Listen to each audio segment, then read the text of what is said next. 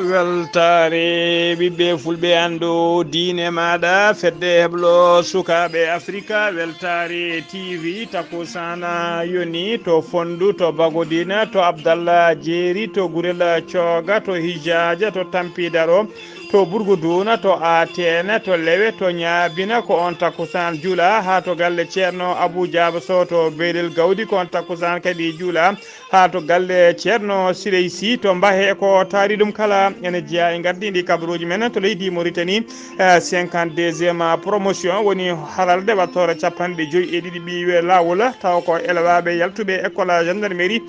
dokkirama diplôme aji mumen aljuma hanki o e yeeso tawtorede teddugal jaagogal kalfinade ko fate défense leydi ndi to leydi Sénégal hono Mamadou Ibra Kane gardiɗo immédiat taw kadi ko gardiɗo landa walla mouvement politique wiyete ka demes et maintenant kettunoɗo gembe mum jeeyede e mbiriji ƴamoyoɓe leyfol laamu o holliri tigui wonde o tarti gembe makko o hayti jeeyede kay e ɗiɗon mbiruji to leydi Mali fama woni forces armées malienne ɓe kolliri tigui wonde ɓe bombardi seɓɓitiɓe hewɓe no fewi wonnoɓe convoi mumen taw ko ragannoɓe communisme tawateɗo to kidal to leydi Guinée Moussa to leydi Guinée Moussa Dadissa Camara taw ko gardinoɗo leydi ndi 2008 ha 2009 ko dictateur mawɗo no fewi gonnoɗo e kaso heeɓino fartange dogde aseda hande o kono dogde no juutani o wiyama teeɓa e oɗo saaha joni ortirama e nder kaso kedde Afrique ma en kettoroɓino musidɗo men Alassane Oumar Mbocco habaruji men jolam jaɓeri ma en jaa ha to leydi Palestine jeen ha to leydi Iran bisimilla mone terki hotodirte joni joni piren pacciren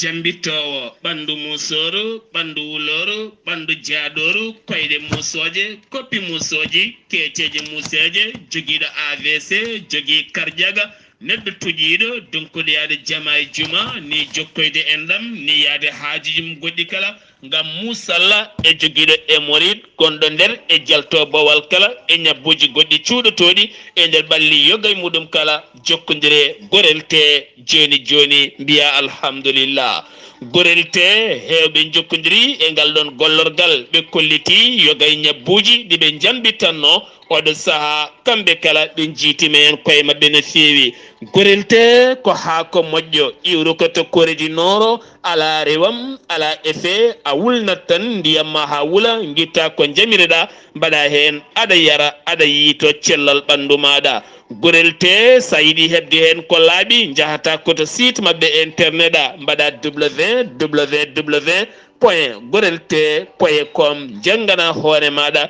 kayla ñabboji ɗi gorel te safrata kala sa yiiɗi jokkodirde e tonggode gorel te so tawi noon gonɗa koto koɓɓillo ene tawi nder leydi Sénégal jokkodirta koye Hawa Amadou Abbasa mbatta ko 78 435 27 28 so tawi noon gonɗa koto Bargné e ko taari ɗum kala jokkodirta koye Kumbaka 77 612 85 28 so tawi noon gonɗa koto Gawol e ko taari ɗum kala jokkodirta koye Amadou Abdoul Agne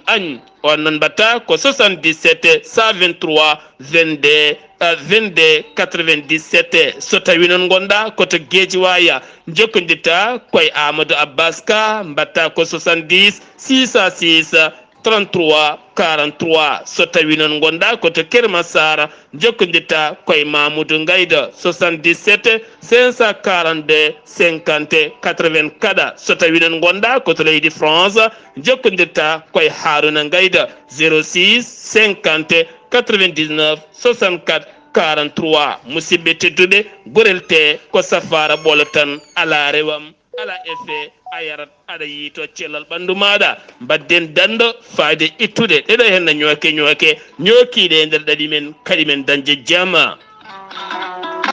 kettode kaburuuji mon e ɗemngal pulaar Afrique, Asie, Europe, Amérique, Moyen-Orient, Océanie. jam ñalle mon musidɓe tedduɓe heɗen gone hoore biira naya lewru jolal hitande ujunnaji ɗiɗi e nogas e tati aset sappo e jeenayyi dewo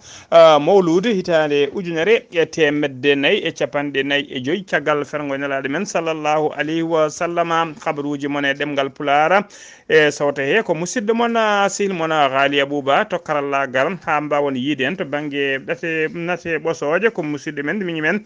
Saydou Abouba jayde weltare ɓiɓɓe fulɓe andu diine maɗa weltare TV ene jarna ene yetta hono den ko wayno gorilla TN ceerno JBC en e dendagal woɗɓe oɗo ɓe publicité ji men e kala saaha e jayde nde won noon wurdata radio wurdata télévision ko publicité ji wondude sponsor ɓeɗo noon ko wayno ceerno JBC en e ko wayno gorel TN ko ɓeɗo tigui goni sponsor jayde ɗe no pular noon e heewide so noro yari gosi yo yettu Allah kono yo yettu lawƴoɓe kaake ɗum noon onon dendagal hettiyankoɓe radio mon weltare ɓiɓɓe fulɓe andinima gueɗal banggue habaruji ha to buuɗal yurmede foof eɗen mbiya enen fof eɗen denta eɗen nduno gorel TN wondude e ceerno JBC e dendagal ɓen waɗoɓe publicité ji foof tawa kadi ko kañumen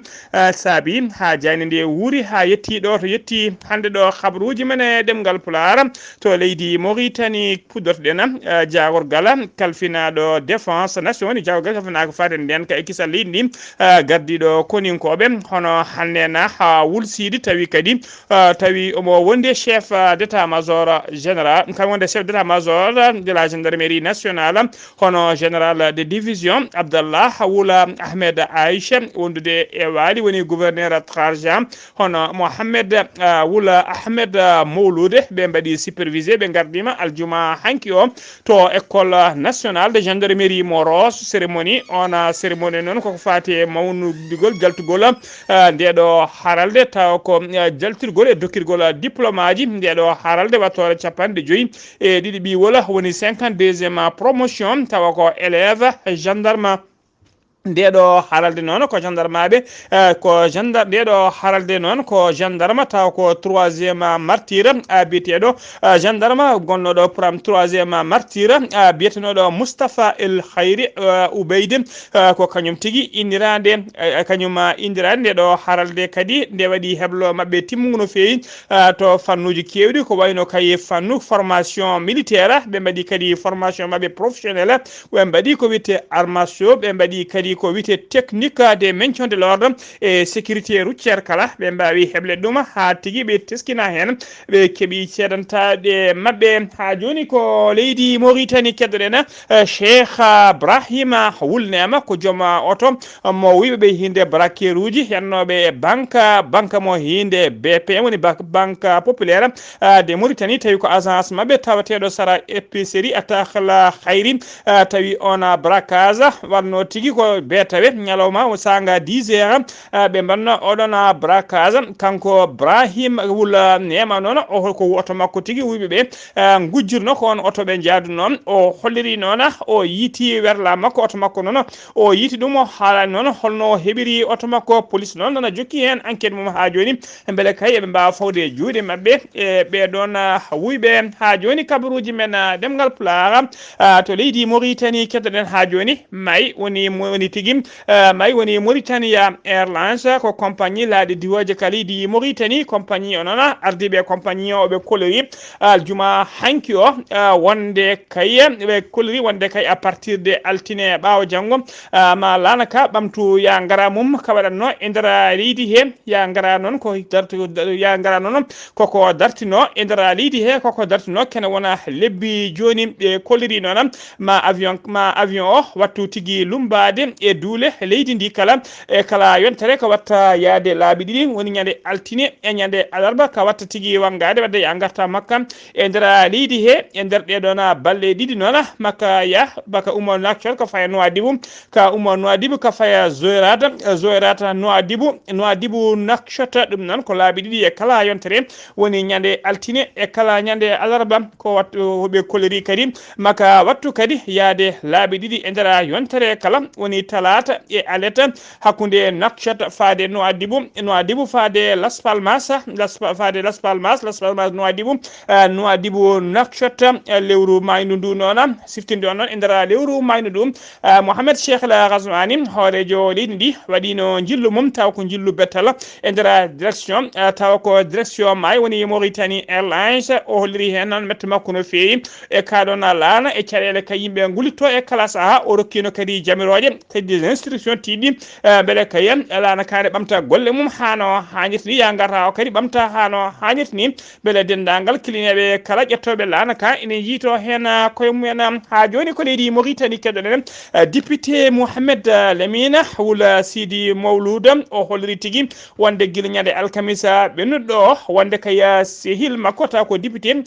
biyeteɗo Mohamed Bouya wul Cheikh Mohamed Valel on heeɓi liberté mum provisoire taw ko gonnoɗo e kaso caggal kayde parlement murtanaɓe ittuno tigui ko wiyete immunité parlementaire woni wutte teddugal parlementaire mo ɓoori noon caggal nde ittuno e juuɗe makko ittuno e makko dande makko ha laaɓi o wedda e nder kaso caggal kay nde wonno ñiŋore to walla nde o jangguno ɓatake taw ko ñiŋore faade nelaɗo men sallllahu alayhi wa sallam nde suka debbo goto élève wonno ɗina konngol noon o huccitini e ardiɓe leydi ndi ko wayno hoore jagorɗe e hoore leydi ndi guila nden noon immunité parlementaire makko ko ittuno o wedda e kaso jahil makko o noon hono député Mohamed Lamine Wul Sidi Mawlouda holliri tigui wonde oɗo saaha joni o foofi kenal lakkitare saabu kay hebdemo ko wiyete liberté provisoire ha joni kabaruji men ɗemngal pulaar sen ummima to leydi Mauritanie koto Sénégal paɗena Mamadou Ibra Kane gendiyanke gembi kadi ko gemmaninoɗo sumgoji kay yidde kemminoɗo sumgoji gam yidde wonde hoorejo leydi ndi e sumgoji tijjari en 2024 o holliri noon o hayti kay jeeyede e ɗiɗon biriji on gembiti gembe makko joƴƴini kanko Mamadou Ibra Kane noon ko kanko ardi landa walla mbiyen mouvement politique biyeteɗo Deme c'est maintenant ko aljuma hanki o noon o ɓayini kabaru o e nder conférence makko de presse nde o ɓayini kanko Mamadou Ibra Kane noon ko jaydi yanke kadi ko kanko ardi kaɗo kanko ardi ndeɗo jayde witende immédiat o holliri noon addanimo kay gembidde gembe makko kay wasde jeeyede biriji ɗiɗo sumgoji paaɗi en 2024 ko ngolɗo lawol o holliri tigui biriji ɗi ne kewi no fewi e ɗum fakkiti saabu kay e oɗo saaha joni ɓe ɓuuri temedde ɗiɗi candidat tawa kadi ko winditiɓe toon to wiyete DG woni tigui direction générale des élections ha joni ko leydi Sénégal keɗoɗen dadiɓe halfinaɓe nden ka ekkisal taw ko halfinaɓe ko fate haɓare trafic e nder leydi Sénégal ɓe teɓima sagata gorko goto inde makko ko o yettete ko Diop dartunoɗo wadde trafic o nanga noon trafic de drogue o nanga noon ko saaha wirde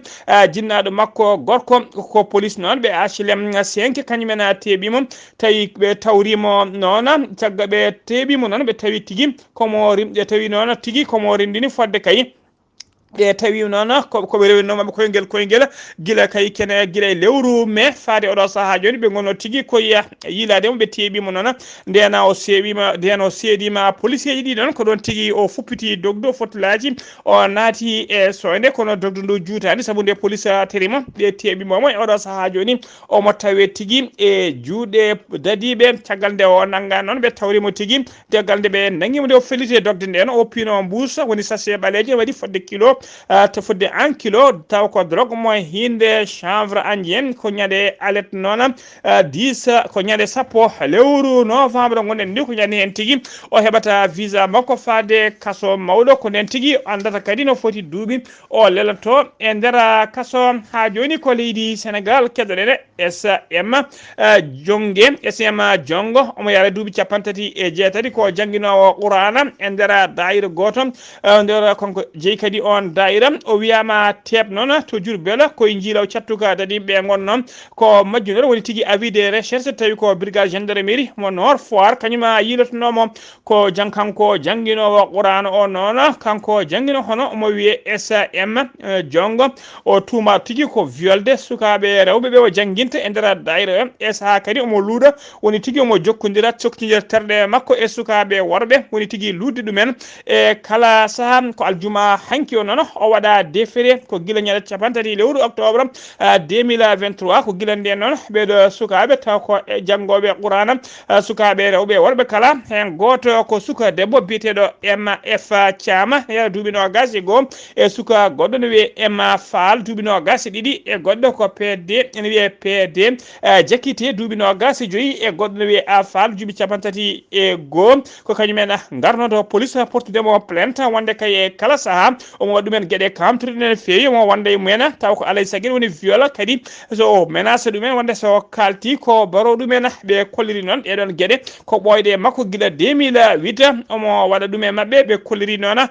gila ndena lamu go holiri ko jila wonno o wiyama teba to Jurbel ha joni kabaruji men demgal pulaar senumima to leydi Mali sedi Senegal ko to leydi Mali padena koninkobe weeyo woni armée de l'air be leydi Mali be kolliri aljuma hanki o tati lewru jolal hitane ujunnaji didi eno gas tati wonde be bombardi convoi mawdon feewi taw ko sebitibe reggundirnobe hewbe no feewi faanobe kayya e kan faanobe tigi e kan base taw ko base mo munisma taw mo munisma wonnon tawatedo to Kidala be mbabi bombardement onon ko sanga 20h30 woni 8h30 jamma be kolliri nona wonde kayem e bonnini be kalan tigi bila on foti be mbari hen kono be kolliri wonde be mbari terroriste ji kewdi ne feewi be bonnini be kadi matériel siftinde on nona munisma ummima ha labi to Kidala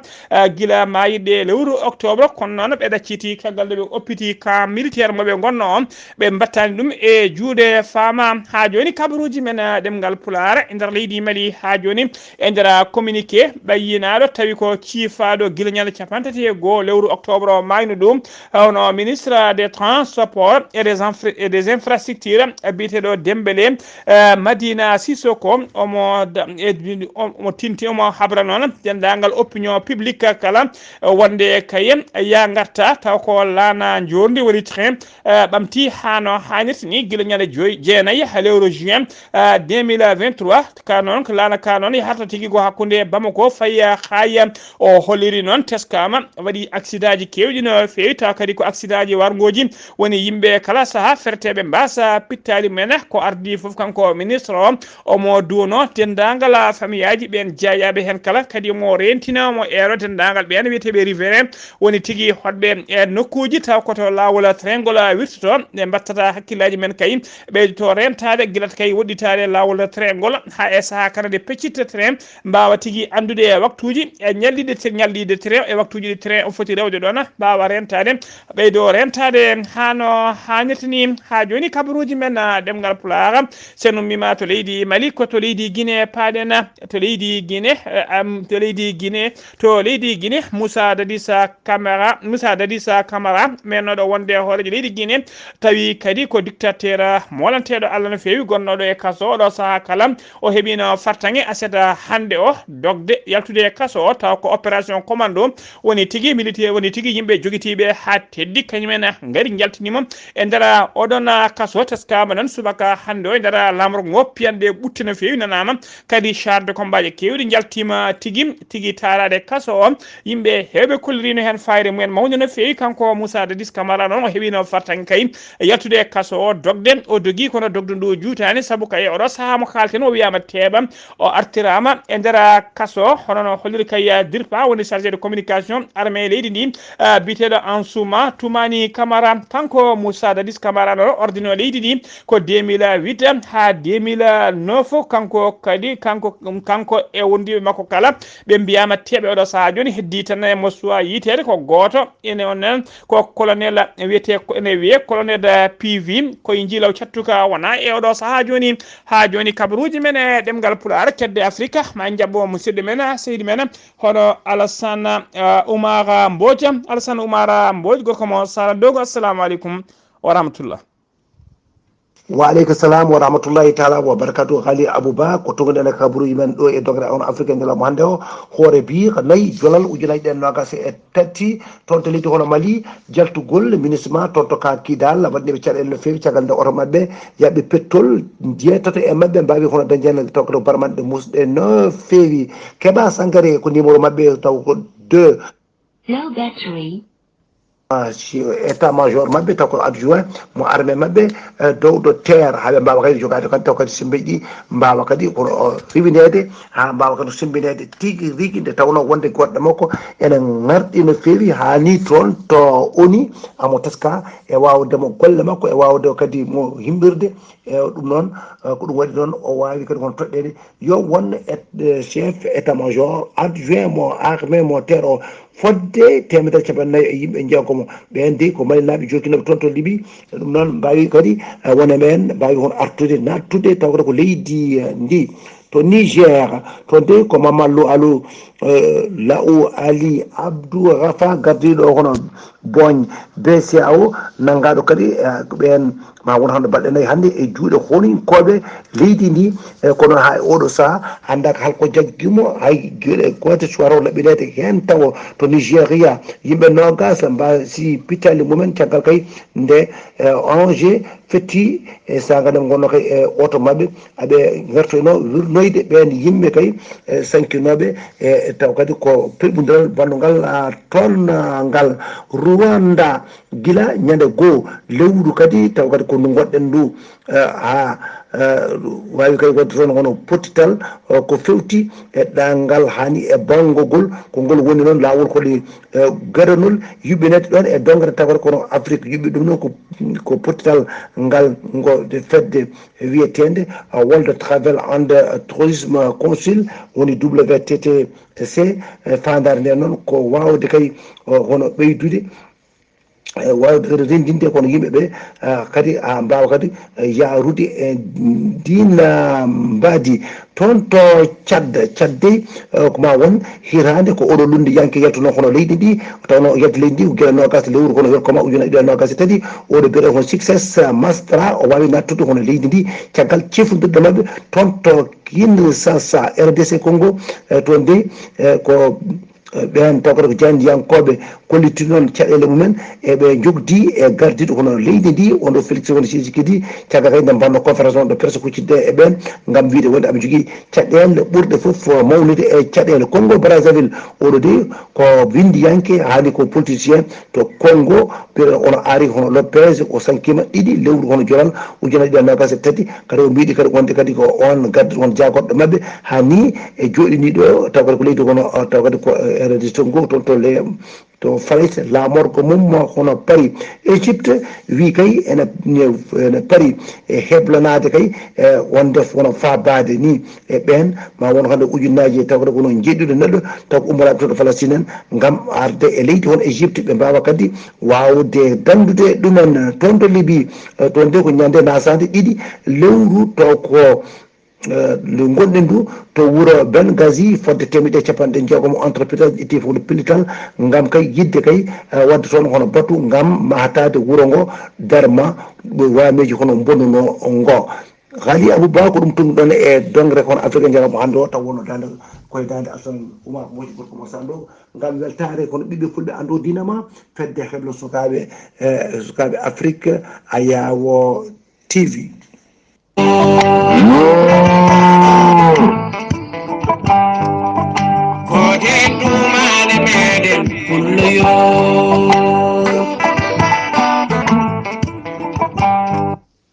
Alassane Oumar Mbodj golle ma jooɗi peewi siftinde bandiraɓe tan hono Henri Lopez jaltuɗo aduna to leydi Congo Brazzaville ko neɗɗo dawrugol kono kadi ko neɗɗo windiyanke defte ko kanko ɗaftodiranno e